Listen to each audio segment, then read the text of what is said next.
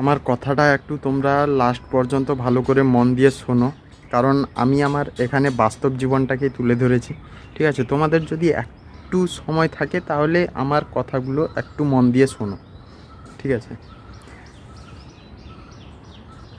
আমি আমার একটা আমি একটা মেয়েকে খুবই ভালোবাসতাম।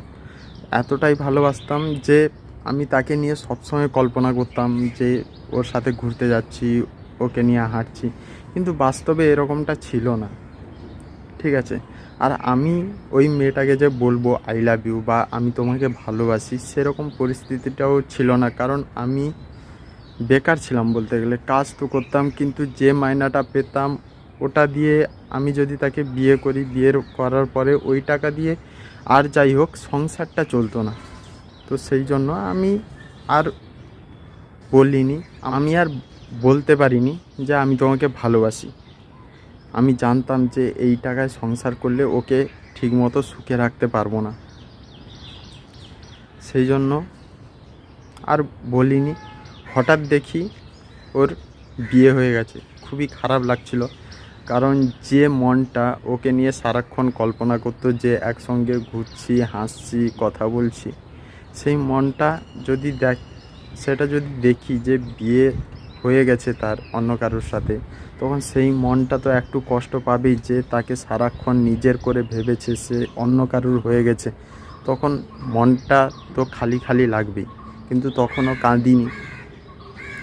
তারপর এটা দেখার পর আমি তার দিদিকে মেসেজ করলাম যে দিদি, আপনার বোনের কি বিয়ে হয়ে গেছে? তখন তার দিদি এই রিপ্লাইটাই দিয়েছিল যে তুমি কে, কেন তোমাকে বলবো। আমি তখন বুঝতে পারি যে তার দিদির মনেও একটা অস্বস্তি ফিল হয়েছে। সেটা তার জায়গায় থাকলে আমারও হয়তো হতো ওরকমটা, কিন্তু কি করব।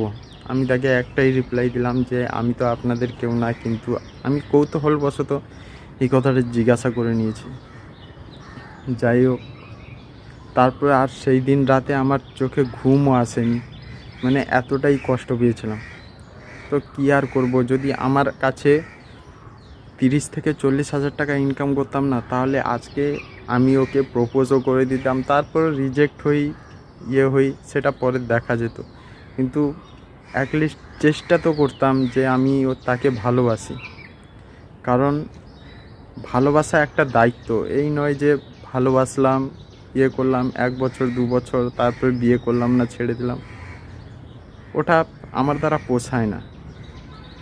বিয়ে করব তো ওকে নিয়ে সংসারও করব, ভালোবাসলে ওকে নিয়ে সংসারও করব, এরকম একটা।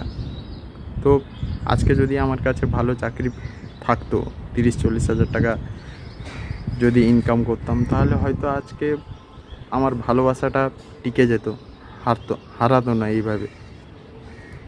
থ্যাংক ইউ, ধন্যবাদ পুরোটা দেখার জন্য।